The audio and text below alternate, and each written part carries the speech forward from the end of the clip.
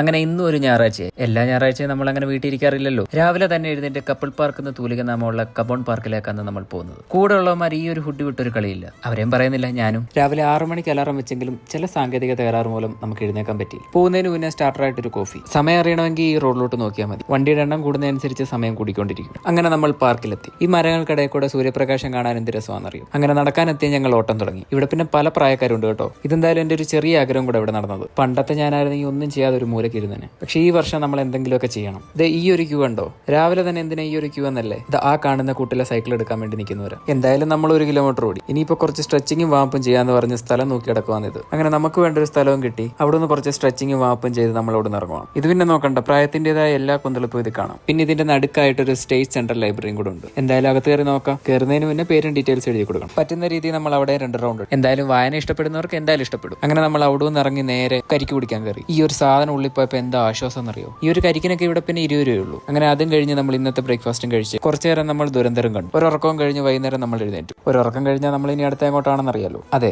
കാപ്പി കുടി. ഇപ്പൊ പിന്നെ നമ്മൾ സ്ഥിരം കസ്റ്റമർ ആയതുകൊണ്ട് നമ്മൾ കണ്ട ഉടനെ കാപ്പി എടുത്ത് വെക്കും. അങ്ങനെ കാപ്പി കുടിയും കഴിഞ്ഞ് നമുക്ക് ഇനി വൈകിട്ടത്തേക്കുള്ള സാധനമാണ്. ഇനി അങ്ങോട്ട് കുറച്ച് പ്രോട്ടീൻ ആവാം. അങ്ങനെ സാധനവും വാങ്ങി നമ്മൾ പുറത്തിറങ്ങി. PG എത്തിയപ്പോൾ ചെക്കന്മാരുടെ വക തണ്ണിമത്തനും ഉണ്ടായിരുന്നു. അങ്ങനെ അതും കഴിച്ച് നമുക്ക് ഇന്നത്തെ സ്പെഷ്യലായ പനീർ കറിയും. അപ്പൊ ഇതിനെയും കഴിച്ച് ഞാൻ ഇനി പോട്ടെ.